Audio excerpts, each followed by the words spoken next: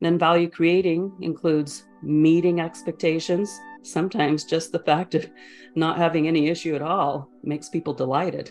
So meeting expectations. Yeah. Then keeping promises, right? When people buy something from you or they buy into what you have offered, well, they just expect to get what you promised or what they interpreted as what you promised. So preventing silos and also introducing novel approaches to solving things that customers care about are ways of creating value.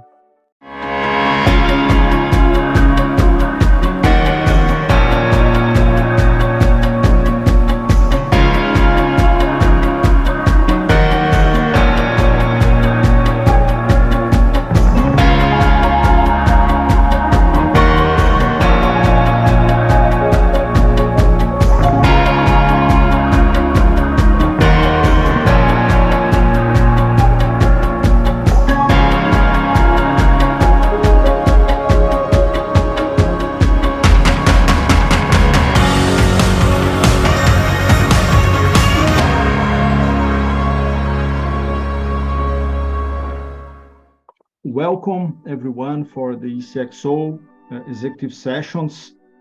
I am Ricardo, the co-founder of the ECXO and also the co-founder of a company that calls Globalis. And today we are here to discuss CX ROI, pragmatic approach, not a theoretical approach, from one of the best in the world, in my opinion. Okay, I know Lynn for many years. I always read her articles and I always like it because it's very pragmatic. It's not this kind of fluff, and I always admire the work and the way that she writes. Even though she's American, obviously she knows English very well, but I never would have a capability that she has. So I really advise you to visit her in her website. The ECXO is a no-profit organization, and we are a CX professional network of business. Okay, and our intention is to connect companies and people together to create a maturity model in Europe, in all Europe, 50 countries, and maybe expand that for Asia, Latin, Africa, and everywhere in MEA, obviously. So here we are. If I will put later the address of if you want to become a member. Okay, so I will add for you later. Let's talk about your questions, okay? If you have questions today, you need only to put in the chat or in the chat and the Q&A, and I'll take care of that to taking to Lynn. Okay, we have many questions for her, and she's prepared a very nice presentation for us as well. And you know, during the last year, there are so many discussions about CX ROI, especially in Europe. And that's super important because nobody is doing CX because of the love, but they are doing CX to create value for the companies, as that's the intention. And creating that brings ROI. The question is, every company, you cannot make a framework for ROI because every company is different and they have different triggers and different focuses and different metrics. So Lynn is here to answer about all those things. All right, so without further ado, Lynn, take over. Oh, let me introduce you, Lynn, I forgot. So we are going to talk about as 2010 practices shrinking your CX ROI. And Lynn is the CCO of ClearAction Continuum, correct? So let's dive in the presentation, and I will disappear and I will come sometimes with your questions and I will talk with Lynn. Lynn, welcome, and you can load your presentation and go forward. I will disappear in a few seconds. Fantastic. Well, it's a pleasure to be here with you today, and thank you so much for joining us. I'm talking about 2010's practices shrinking CX ROI because I've noticed so many changes with employees, so many changes for people and families and just in general, and it's worldwide. Everyone was affected by what happened in 2020, and I'm not sure we have made the adjustments yet in customer experience or employee experience or even partner experience management. So I welcome your comments and questions as we go.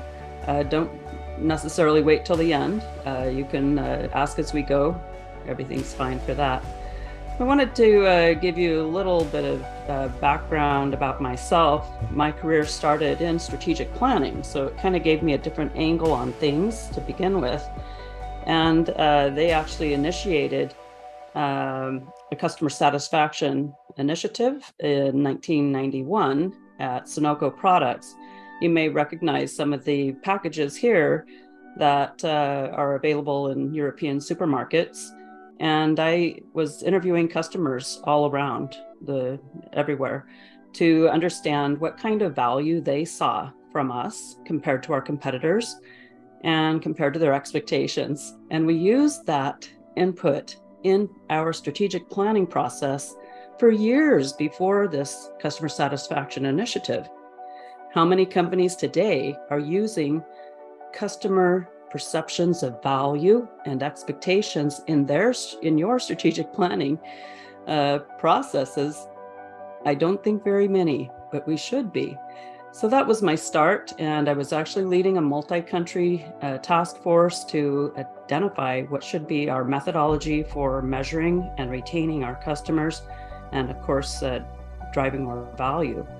Now, I went from there to California in the semiconductor industry, and I was at a company called Applied Materials, and they had kind of a crisis about a year before I started there, where a really big customer said that we were really arrogant and hard to do business with.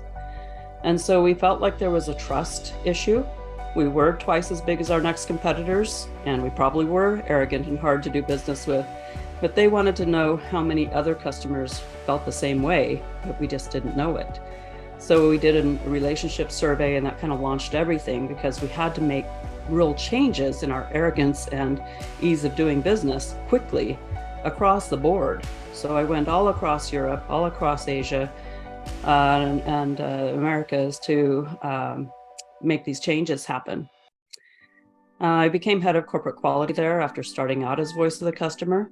And then in the 2008 period, I started to blog, and 2010, I started the first global B2B CX study that had ever been done. There had been like country-specific or industry-specific B2B studies, but not a global all-industry study until then. I did it a total of 5 years. You can see that I was also publishing on Amazon Kindle, and even the Ogilvy, a contributor there, about the downturn in 2008. And Accenture picked up my B2B CX study in many of their publications, including a book. You probably know these European publications as well. So that's, kind of a long time ago, but it was actually a, very small snapshot of many, many things that have happened over the past 15, 20 years, and things that I've contributed to. So with that foundation, I wanted to just define what is ROI. Essentially, it's a cost-benefit analysis. How much benefit are you getting, or how much cost you had? Now, the benefits can be many things, not only money. It can be reputation, strategic advantages, more productivity, more wherewithal or higher level resources. Your costs can also be many things. Stress, worry, morale, reputation, resources of all types. So the formal definition is just a simple equation. And you could actually expand that equation to talk about anything in the new situation compared to the old situation. So this actually expands how we can prove ROI to our colleagues, anybody who is asking. And I like to just use it more conversationally than just as a straight number, because I think with customer experience, there's too much going on to distill it to one number. And also this equation here is kind of too immediate, too siloed, right? So silos are kryptonite for customer experience. Mm-hmm. So anytime that you can talk about resources and time and advantages as gains, compared to resources and times and opportunities, like lost opportunities as costs, now you've got a lot of areas that you can quantify things, or at least quantify what you can, and then speak to the other, always reminding people that the numbers they're seeing are the tip of the iceberg of the reality. Because, there's so much with customer experience, so much that affects it, and so much that it affects, that it's almost impossible to have 100% coverage of either one. One really important and useful way to be talking about ROI is value rescuing.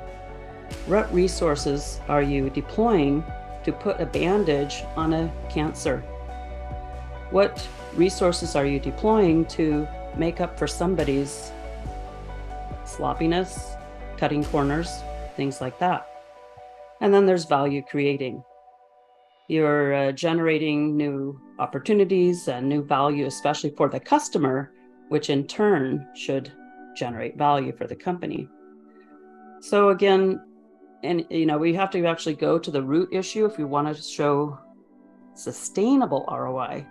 Misunderstandings. There's a lot of people in your company that might not know what customers expect, might not be realizing that they're creating a lot of burden on your service or negative word of mouth out there.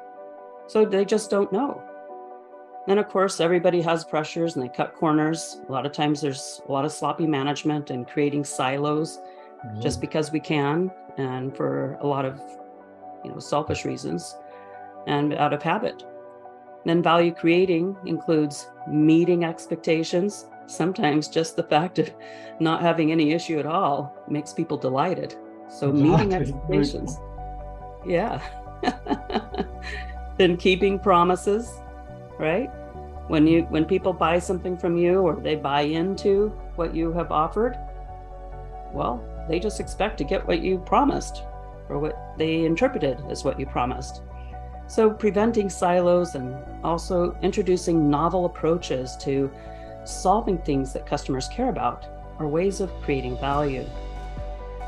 And one last point on this is, in order to make this work in a very sustainable return on investment, we really need to be thinking about mistake proofing. And mostly people will think about digitalization for that. Well, let's automate it so that things don't go wrong. Well, not so fast, because sometimes what you automate actually creates more issues. I've had several experiences where something digital actually erased years of trust that had been built. So make sure you always have accountability in the digitalization, and with people, and with processes, and with partners, and make sure that you have feedback loops to continually align, right? Because at the end of the day, as long as what you promised and what they got is aligned, as long as what you are doing in your organization is aligned with what customers value, then there's no waste, right? So then you're maximizing returns. So you also want people to be creative, and you also want people to have integrity. Let's follow through. Let's be true to what we promised or what was interpreted. Let's manage those expectations and also deliver to them 100%. So, that's, I think, the foundation for a return on investment. We're going to be talking about a lot more practical ways that we can do things a little differently in the 2020s for return on investment that's much higher than we've seen before. Can I interrupt you for a second? Before I go on, I see there's some questions in the chat. Go ahead. Exactly. Marco is asking, meeting expectations, so is about meeting reasonable expectations, right? He's asking. That's the basics, yes, that's the basics. That's if you over delivery, even better, but the people expect certain things, and that you must deliver. That's the basic value. Mm-hmm. Did I answer what you would say? The matter is that a lot of times we do, we miss the mark. Exactly. Many companies. Mm-hmm. But this can happen to everyone, as nobody's perfect, but sometimes is a problem. Yeah, we're human, and I think customers actually cut a lot of slack for providers. but at a certain point, it's like unbearable, right? That's inexcusable. They need a resolution. And then that costs the company a lot of money in a lot of ways. Any other questions? Not yet. Okay. By the way, Ricardo, I'm not going to be looking at the chat. You'll just have to notify me. Don't worry. I worry about that. So when you think about how customer experience management really took off in the 2010s, it was lit by this fire of the economic downturn globally. Financial survival was a wake-up call for executives to say, hey, we need to make sure that we're holding on to our customers that we have. We need to make sure we're maximizing the value from the customers we have. And we want to emerge from this terrible economic crisis quicker than other people in our industry. So let's invest in what I've been hearing about, customer experience management. So suddenly, if you looked on LinkedIn in 2007, you hardly saw customer experience management roles. It was all a mishmash. And we look on at 2009, 2010, huge, right?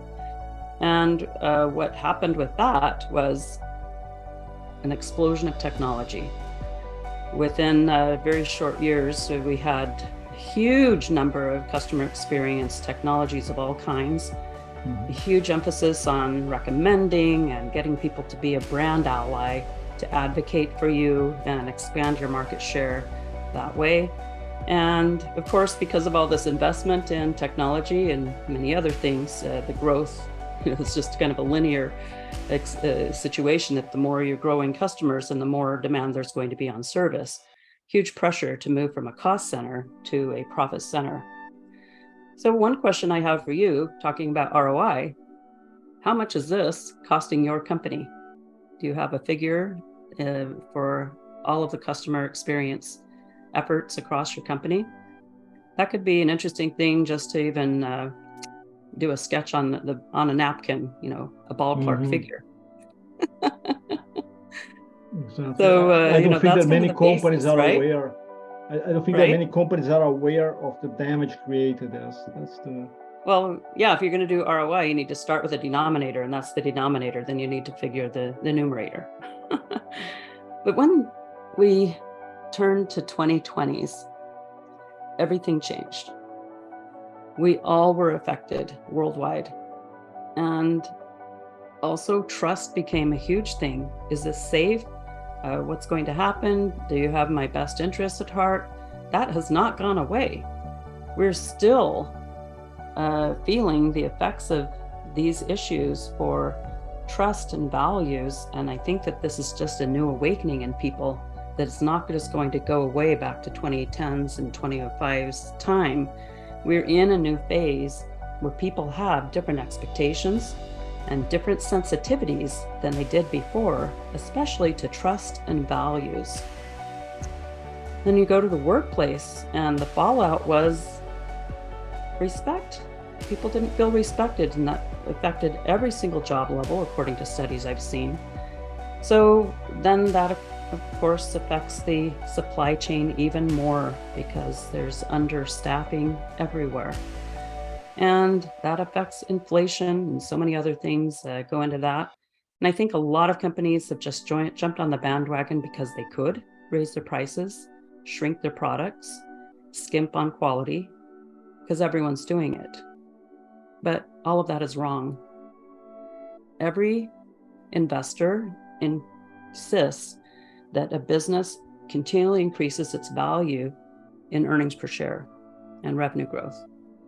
Every employee also expects to have continuing value increases in their salary, bonuses, and, prestige and everything else. You can't have that as a winner and have customers as a loser, with shrinkflation, skimpflation, inflation, and also, a lack of resources because, you're in with the staffing and so forth. So it is incumbent on every senior leader, as well as the entire customer experience team, to figure out, how can we grow value nonetheless? How can we avoid shrinkflation and skimpflation and inflation, and austerity and all of that. There's a smarter way. We don't have to be managing the business so expensively. We can use customer experience insights to manage the business more wisely, to cut down the denominator, not just with customer experience outlay, but all the outlays that are making up for a lack of alignment. Okay. So one thing that I've noticed in this year and every year, trust is low. This is from 2023, 27 countries. When you say trust, you are referring to which trust in the business itself, or in deliveries, in what is specific, or in the level of delivery of customer experience? What you are referring here? Only about? Yeah, exactly what it says. The percentage of people who trust each type of business to do the right thing. Okay. So this is the Edelman Trust Barometer. They've been doing this for a couple of decades. Every January they publish this. It's very eye-opening. And you'll see that even 7 years ago, it's no change, no substantial change. So I think that we're in a disadvantage as customer experience people to try to get customers to try to engage and to advocate and to do all the things that we hope when we're starting from this low amount of trust. I think customers are willing to a certain extent, but then they have their reservations, kind of wait and see. And a follow-on to this study is this other finding about values, that where they buy from, where they want to work, and who they want to invest in is based on a shared belief and value system. So if your company is decreasing value or cutting corners in different ways, or having negative press, that's hurting in all of these areas, because these numbers are high. When you're looking at about half of the people don't trust a publicly traded company, more than half the people are basing their decisions on shared beliefs and values. It's pretty high. So any comments or questions there, Ricardo? I just have to say about that sometimes, especially in B2C, I think is natural. If you take the pharma industry, for example, we are always skeptical about the really focus in the clients that are people that have a certain disease. Yeah, so we are all frustrated. Take the example of Eli Lilly, which is American. What they did with the insulin that affected many Americans in terms of they could not pay insulin. And now recently they decreased the price because they understood that the damage for their reputation was so huge that all the diabetics around the world disliked them, and but we needed them, so we cannot live without them. So this is, I think, is a good example of. But because many companies, small and large companies, immigrated and improved the digital experience. They transformed it. Everybody moved it to the digital world. I think this is natural to have some kind of distrust, but I do think that the big brands that are super responsible, they keep delivering the things. I don't see many. Like, I never had the experience that I don't believe a brand. I have situations with certain brands, but I keep believing that they are doing a good job and they have best intentions in the world to solve the problems that they promised to solve. You have to pay for that, even though. But that's my take. In B2B, it's totally different, because B2B, trust is everything, and if I don't trust you, I'm not going to even to do business with you.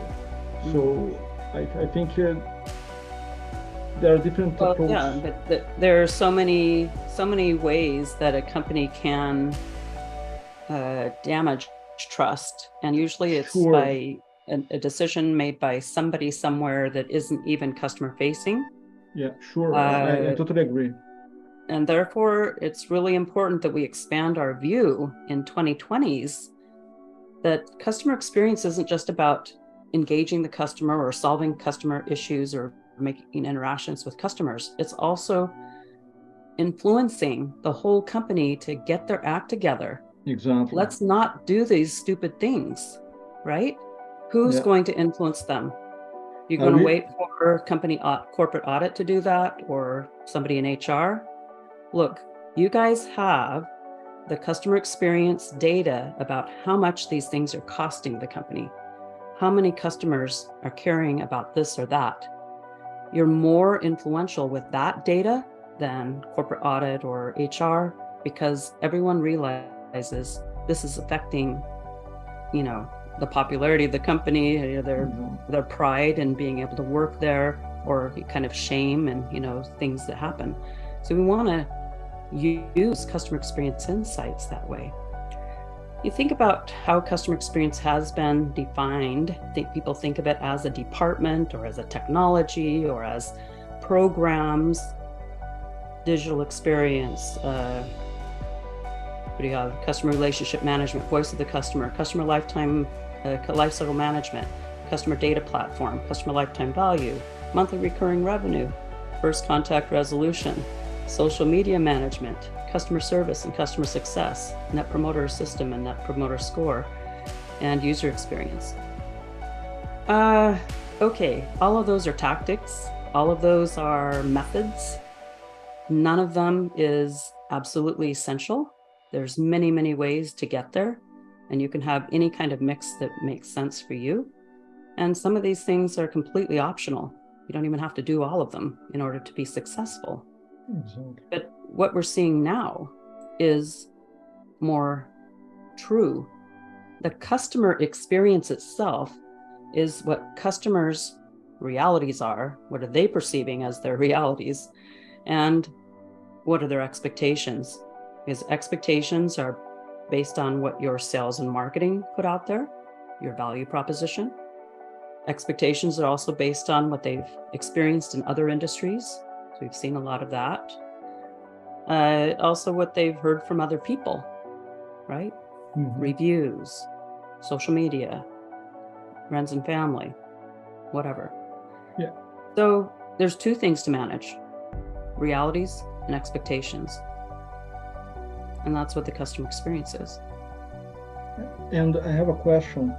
Yeah. So people are trying to framework ROI, yes, which is totally absurd because everybody's different, everybody have different approach. Even in Samsung, among the divisions, we have so many systems, so many ways, different ways. And for me, it was a learning curve there because they have so many ways to calculate that. And I understood that was a total absurd to try to define something for everyone because it doesn't work in that way. How do you really connect? And that's a question that probably some people here will benefit from. Connect the KPIs. For example, Gene Breeze always say, no, we don't have to connect the KPIs of the executives with the ROI of CX. But I do think that's a good thing. And I know companies that are doing that. So what's your take on that? And also, how you connect the metrics, the results of your NPS. NPS actually I know, but I don't use so much NPS, but let's take other metrics that you feel comfortable with. How you really connect those things with the ROI of the company? Okay, so I have that covered in point 2 of the ROI section. So just bear with me for another couple minutes for setting this up, and I'll answer that more directly, because it actually requires that you understand a couple of principles before we get there. Excellent question. And sorry to no worries. So really what realities and expectations, we're trying to drive a 1-to-1 ratio. And what that is just brand integrity. Your brand gave people an impression that they would get X if they gave you the money, or if they engaged in something. If you're a nonprofit or a government, all of these things apply just as well, right? So they believed you, they engaged with your offer, and now they just want what they got, what they expected, right? And if they got it, it's brand integrity. If they didn't, then they're going to need to get help from service, or they're going to complain somewhere. That's negative word of mouth, which is basically detractors, and so on. So I think what we need to be thinking of in the 2020s is this transition from a focus on programs and how much value each program is giving, instead to how much what's the percentage of time that we're hitting the nail on the head with the realities and expectations? What percentage of customers are being affected by, a gap? How about showing that metric and trying to minimize the number of customers that are affected with a gap? Or how many customers had a continual gap or a repeated issue? So those types of things would be new ways of looking at the value that we're creating and the return on the investment that we have. Now, I think that when you look at this, the money is definitely desirable in the old way of thinking, but it's much bigger in the new way of thinking. Yeah. So Marco is saying here two things, meeting expectations. Marco, in my humble opinion, the most important KPI is keep people involved. You mean adoption?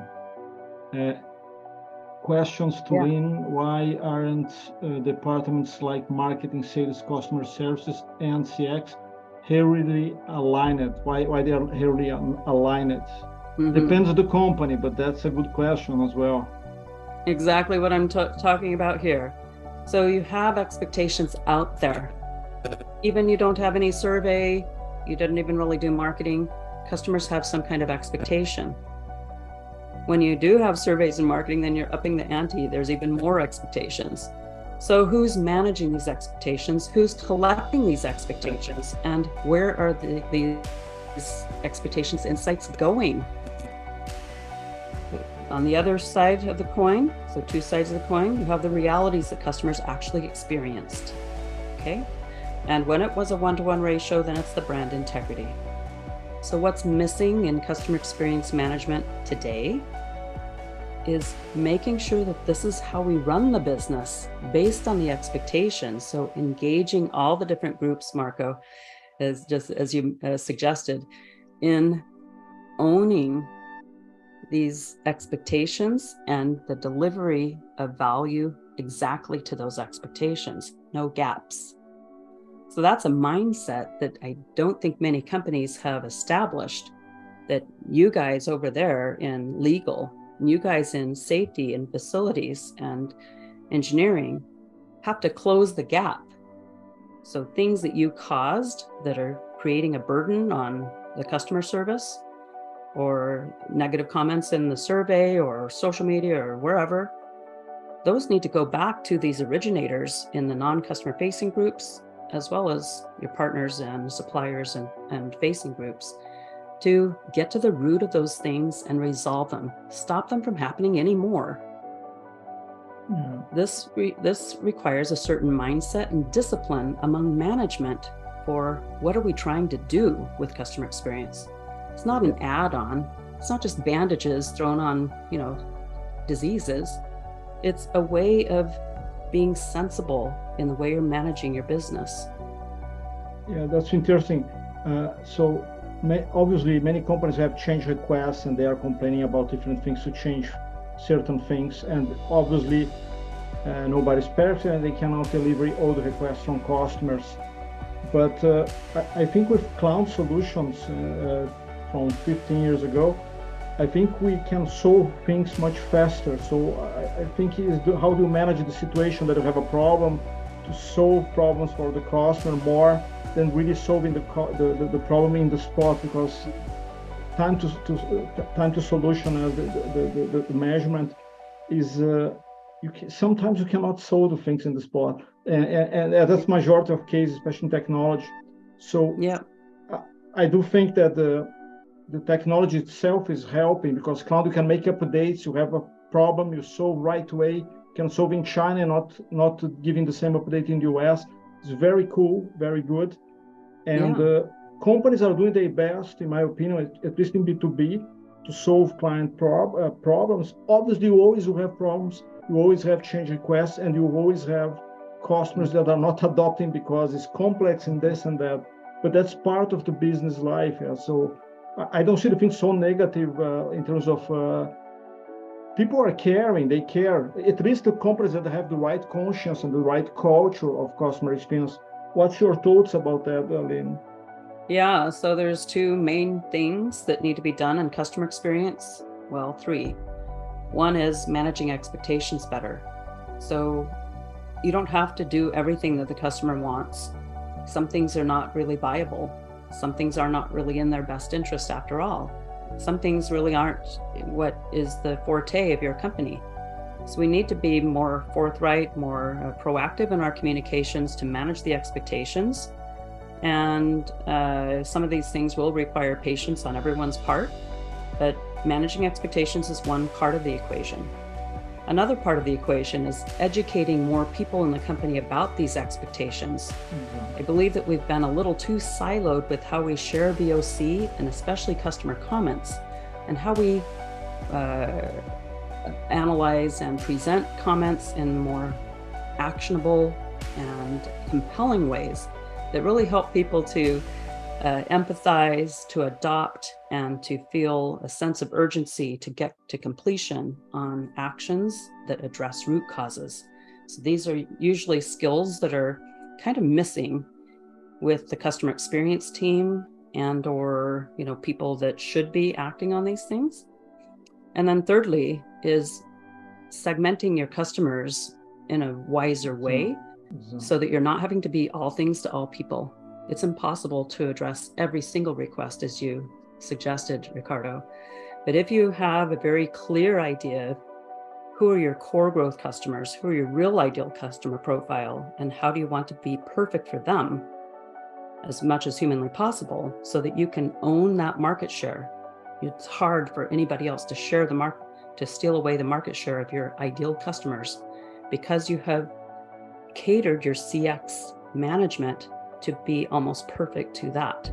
So this is a real departure from the past where we tried to be, let's survey everybody. Let's try to please everybody. Let's try to just maximize the promoters no matter who they are. You might have a lot of promoters who are actually low value customers and a lot of high value customers that aren't promoters.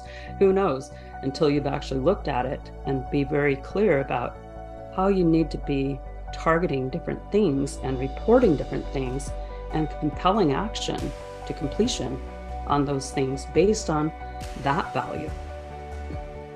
Thank you. Make sense? Yeah, sure. Lynn, you make sense all the time. That brings us to the next point, and the 2 slides after this is getting back to your first question, Ricardo. But talking about the ideal customer profile, I don't believe that customer experience people think of that as in their domain, but it should be. Because if we're targeting the wrong type of customers, for example, they're really high cost to serve, that's actually creating a lot of burden on the company, right? And it's also making it harder because you're churning, and so everything has to keep making up for that.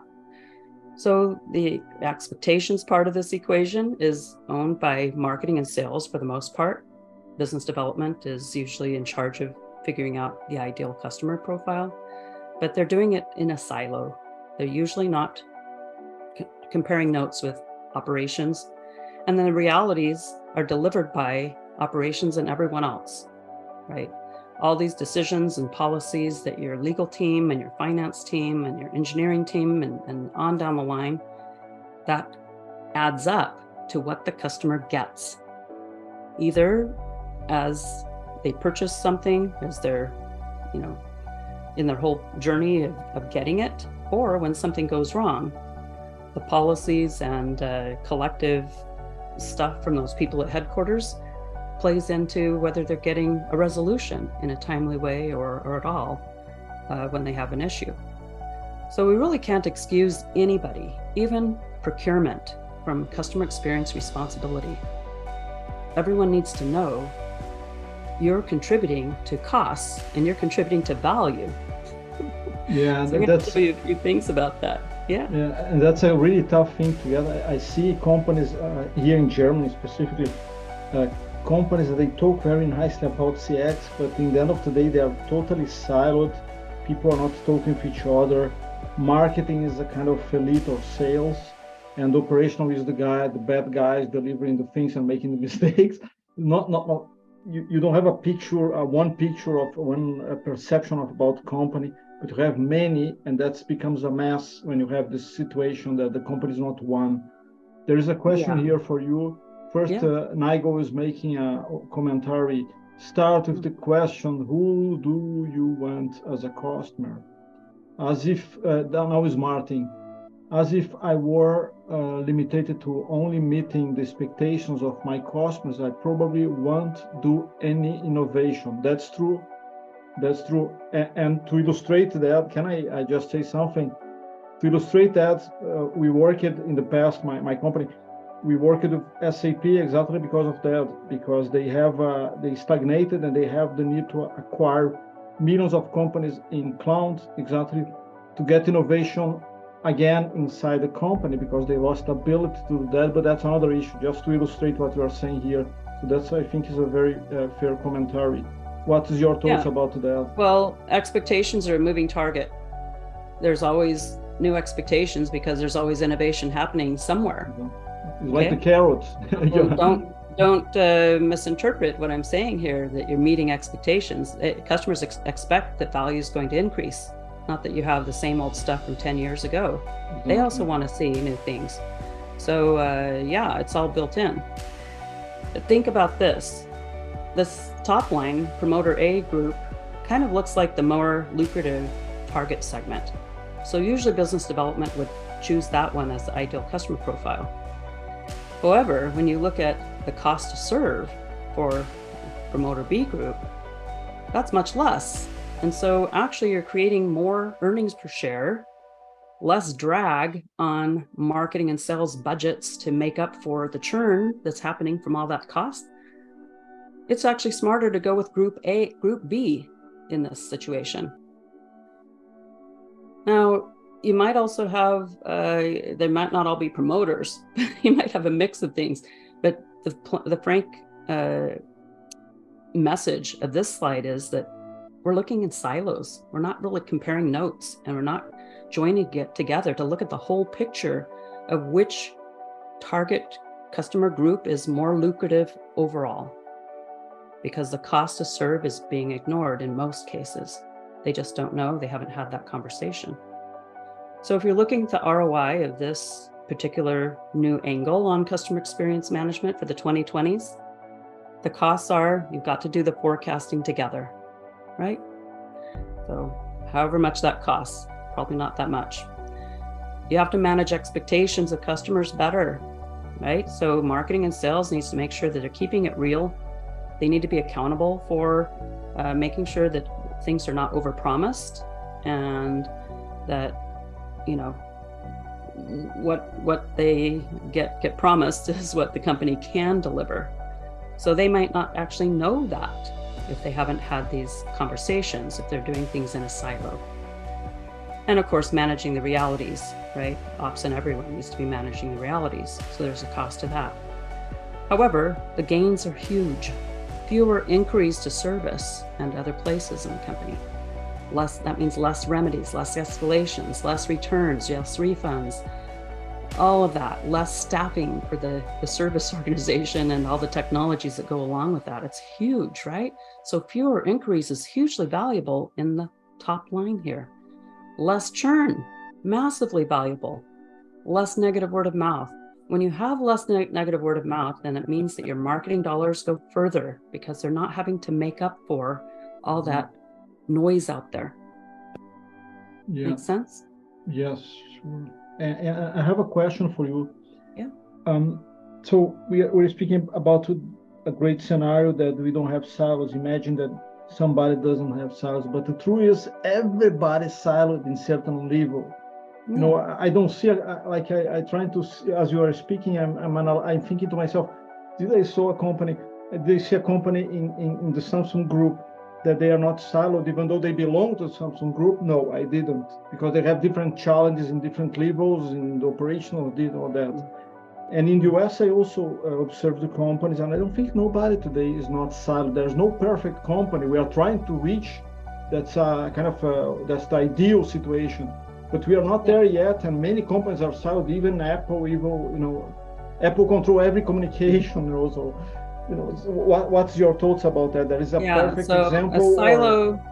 A silo is something that should be connected but isn't.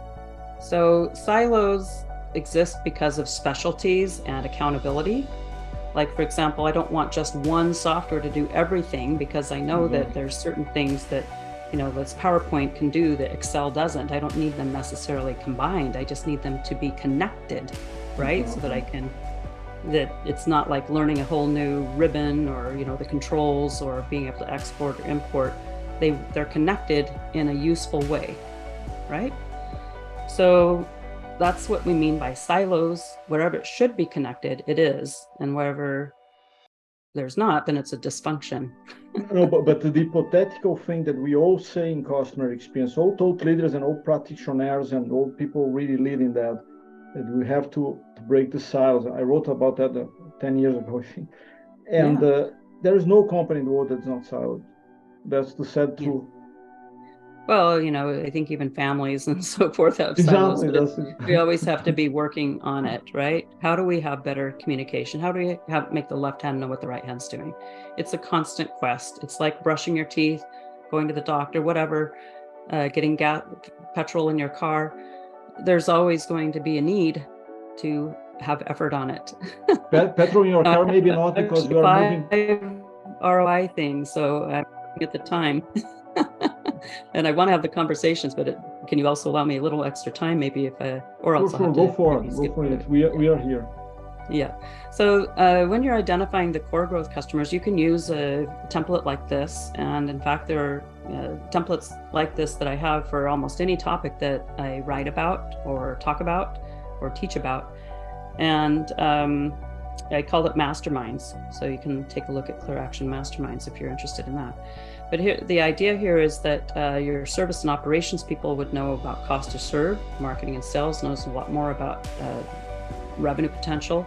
And then your VOC and loyalty people know a lot more about who's loyal and who's not, or what kinds of things they like and what kinds of things they don't like. Where are we strong or weak in our ability to meet those expectations?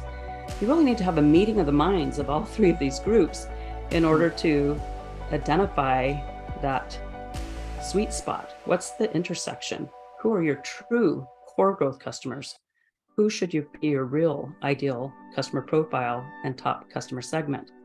Then you should manage everything, including your strategic planning and everything, to try to own that market share, because those are the ones that are growing the most. They're spending the most out there in your area, and they're also less cost to serve. So you want to maximize your magnetic attraction to them, magnetic retention, because that will also play out in so many ways.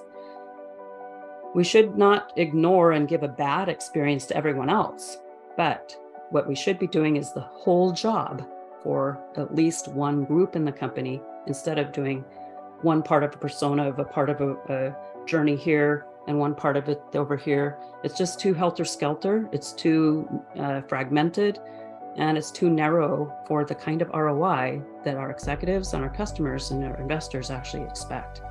So my recommendation is to do the whole job, at least for your most valuable customers. This doesn't necessarily mean they're in your President's Club and whatnot. I'm talking about lower cost to serve and higher spending. Let's excel somewhere, and that will give you that indisputable ROI that you're looking for. Now, Ricardo, in an answer to your question about what should B2B companies and others, I think anyone, governments, nonprofits, everybody should be looking at metrics in this way. Your performance management is really important, of course, at the revenue level, customer outcomes level, and the workflow outcomes level. But frankly, all of those are lagging indicators because you can't measure them until they already happened. You cannot measure the money until you got it. You can't measure the customer sentiment and behaviors until they did it or told you. You can't measure the defects and such until they happened. So anything you're measuring here is a lagging indicator, and frankly, 95% or more of what people are measuring and reporting and trying to do calculations on is here.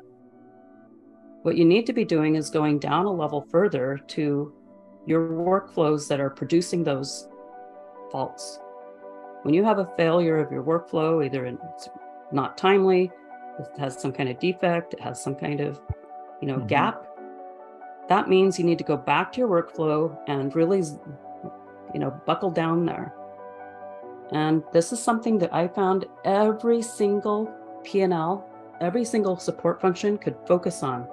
We had more than 100 action plans going on year 1, year 2, year 3, year 4, because everybody had 2 things that they were focusing on in their workflows in France, in Scotland, in every place in between and beyond, even in Asia and all over the place.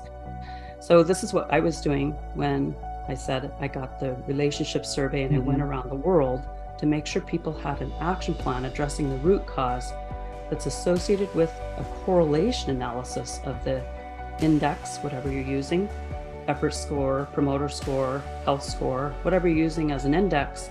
Do a correlation analysis. Now you have a scientific basis for prioritization. The scientific basis is so important because if you're working on fringe stuff, quick wins, you have no guarantee that that's going to move the needle. If you're working on the real root causes, the scientific things, then you have a guarantee that customers will see a difference in things that they appreciate. So not only the correlation, but you need to do a Pareto analysis to identify the vital few, not just the useful many. Useful many are quick wins. You can't let that get in the way of the vital few.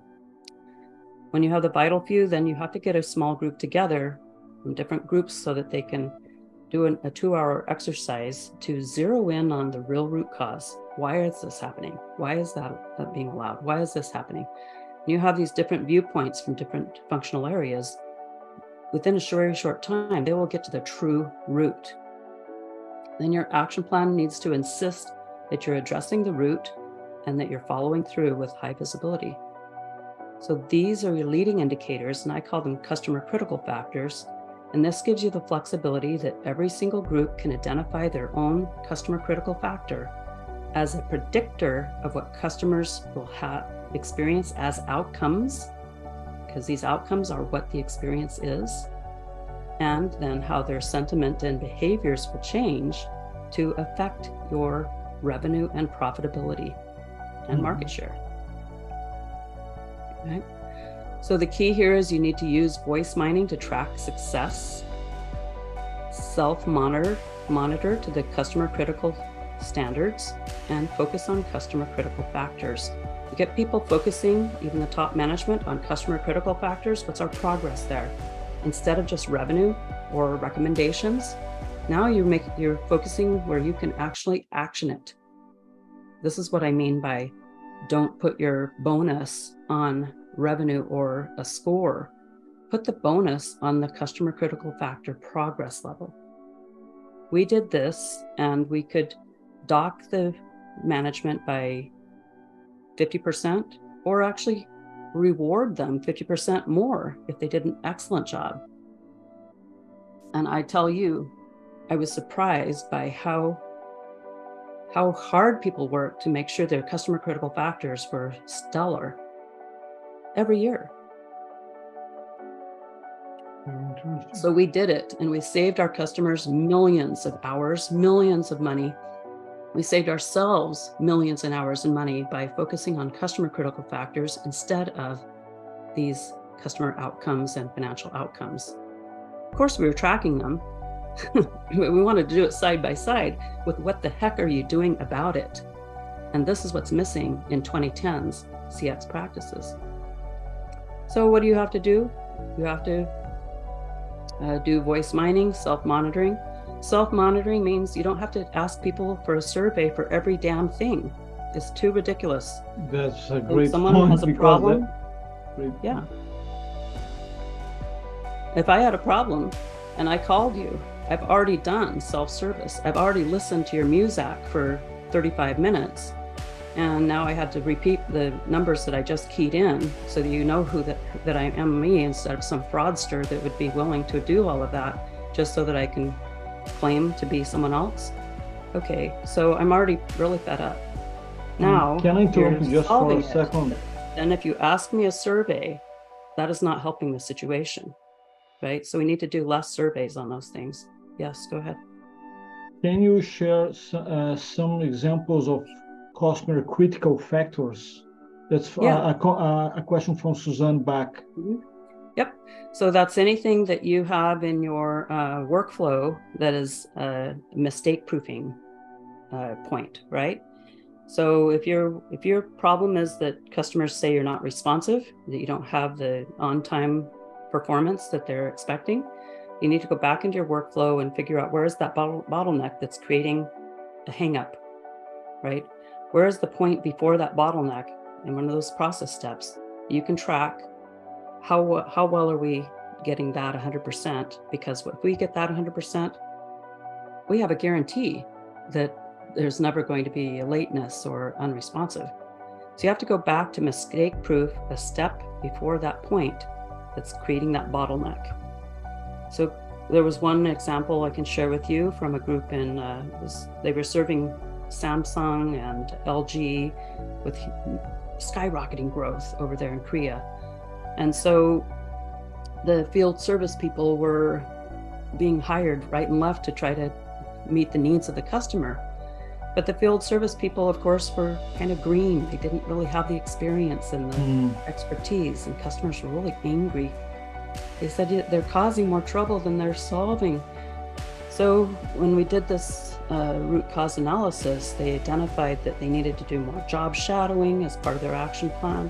They needed to do more rapid and urgent certification to level A, level B, level C, competencies, and a couple of other things. So the main thing that they were focusing on for their customer critical factor as a mistake proof item was what percentage of field service people do they have certified at the top level. And that was what they were trying to close as the gap for that year. If they could get 80 or 90% or whatever target at the top level, they felt like they would have guaranteed high performance in these areas that customers were complaining about. And the last one, Marianne Nally is saying, should these CCFs be unique, or we should choose them based on the industry? No, every group should choose their own, because it depends on what they're doing that's causing a gap for customers.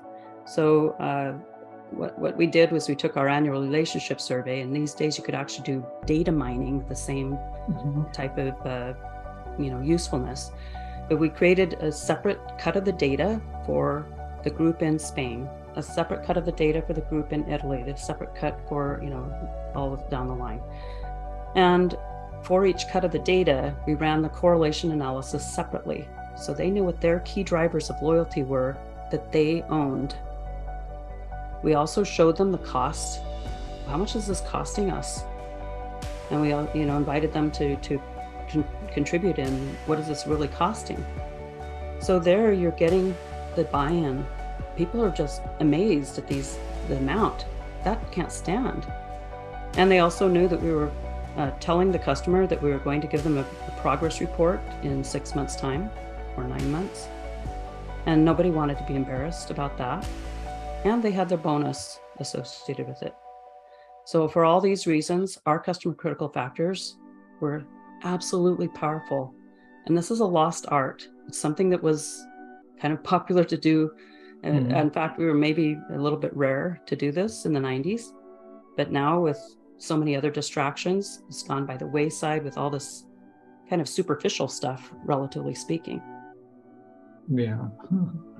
Now people want trust, values, and respect, and they need customer critical factors. In fact, I think your millennials would actually appreciate that. Okay, so looking at the time, do you want me to cut it short? Maybe we can stay more, we can keep recording more 5 minutes, because it's so interesting, and I think that people are enjoying pre-gaps model of services quality. All right. Go for it. So this is just one of those other templates that I was talking about that you could look at. What's a prevalent issue? For example, the field service people were horrible, right? So that would be a prevalent issue that because it's so prevalent. It keeps on costing more in customer service. It costs a lot in remedy. Day by day, it's adding up. A lot of escalations, a lot of churn. So all of those costs, put down what you know about, because any figure you have is going to be inaccurate, because all of these things are tip of the iceberg of what's really happening. Just put that as a footnote so everyone knows this is a part of the puzzle, but at least we have something to work with. Now, add those all together. Those are your sunk costs. If you do not resolve this prevalent issue, it's not going away. It means that this much of your company's budget is forever sunk on that. It's not going to go to your salary increases or your hiring budget or anything, because it's locked. It's locked on that issue. When you explain this to your managers at any level, they're going to realize they need to be focusing on customer critical factors, because even if you could cut it in half, and then you could imagine what is it going to cost to cut it in half, it's usually quite compelling to go ahead and do it. And more than likely, eventually you'll actually cut it to maybe 90%. It's only happening maybe 10% of random situations that were maybe beyond your control. But for all the controllable incidents, it's not happening anymore. Therefore, you're freeing up all of that money, or 90%, 50%, or whatever. You're freeing it up so that you can now use that for hiring or for salary increases or for earnings per share. Huge. Okay, voice of the customer. We need to be doing a better job of measuring our customers' expectations. Why are we not data mining existing comments very thoroughly? There's a huge gold mine of customer comments in the customer service. This call is being recorded. For what? Why don't we use it for real value? This is almost free VOC. You can listen to your frontline people's observations because they're picking up tone of voice, a lot of times body language that you don't get in other ways. And you only need to ask about these expectations or, investigate it as often as things are changing in the customer's world. Because if nothing changed in the customer's world, then the expectations you collected last month are still valid. Okay.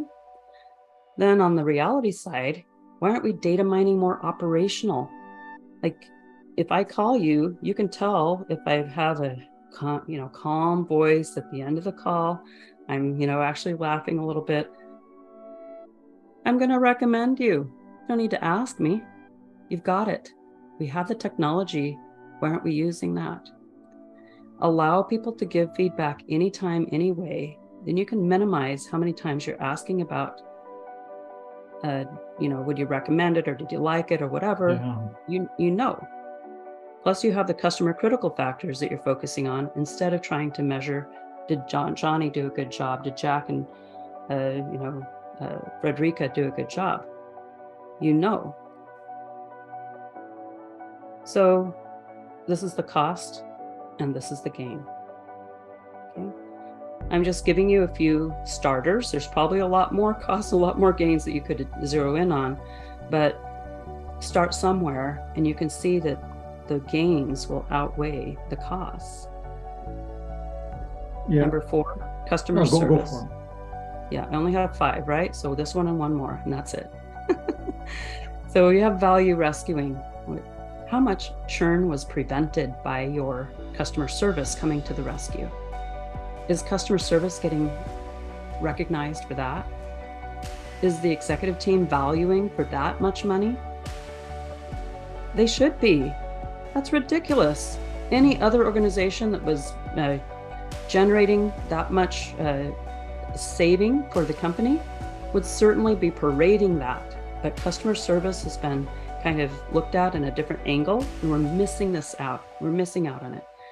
How much negative word of mouth was stopped? Now, how do you know that? Data mining or voice mining. When you, at the end of the call, if I'm calm, I'm happy, I'm telling the person, thank you so much. Well, I'm probably not going to be giving any more negative word of mouth on that. I'm probably not going to be talking at the next party or airline trip I have, the person sitting next to me, about how horrible you were. I'm not going to do that because I had a good ending. Okay. So you can track how much negative word of mouth was turned around and get credit for it. How much you are making up for sloppy management. So when you do the dispositioning of these customer service calls or any other customer experience survey issues, any kind of gap, tie it back to who originated that. Did legal originate it? Did engineering originate it? Is this something that HR had a hand in because of the way that they're doing things? When you identify who the originators are, now the monkey's off the back of the service people or the customer facing people. The monkey's on the back of the people who should be responsible for it. They just don't know. They think they're doing a good job, and sometimes they know. But most of the time, they just haven't been communicated and held accountable to fix it, right? To focus on the customer critical factors, the real root cause. Now, how about value creating? There's a gold mine in customer service data to guide more smart efficiency efforts. Why would you do a cost containment without looking at what are the important factors that we need to make sure we are not running over, that we're not defying with our cost containment solution. So you never should do something like random, obscure, siloed. You should always be looking what is important to our customers as we think about being more efficient in this process or this policy. And again, when you can make a hierarchy of your customers by that value, right? Core growth customers is expanding their purchases and lower cost to serve, and create a hierarchy like that. That will help you prioritize how to go about it. So you're not trying to be one size fits all. That doesn't work. How about every growth effort? I'm going to show you that on the next slide. And performance standards. Like I said, the people over in procurement didn't know that they were causing these problems. The people in legal and the people in facilities and whatnot didn't know because we have not collected the data to show them, here are the performance standards that you need to make sure you are following so that we have more money for everybody. Okay. A huge note, page from the playbook of HR, IT, and finance here. 50 years ago, IT and HR were little groups, personnel department, data processing department, okay? 50 years ago, we didn't have the complexity and sophistication in HR and IT that we do now. And so they managed a little bit of the employee experience or a little bit of the IT needs, right? That's kind of like customer experience now.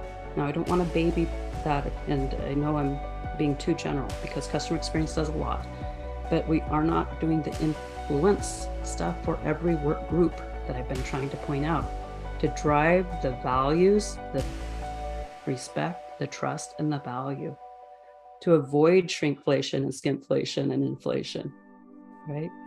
So there's a starting point for your ROI. Last one is cost containment. So like I've been alluding to in the previous slides, for your existing customers, drive alignment.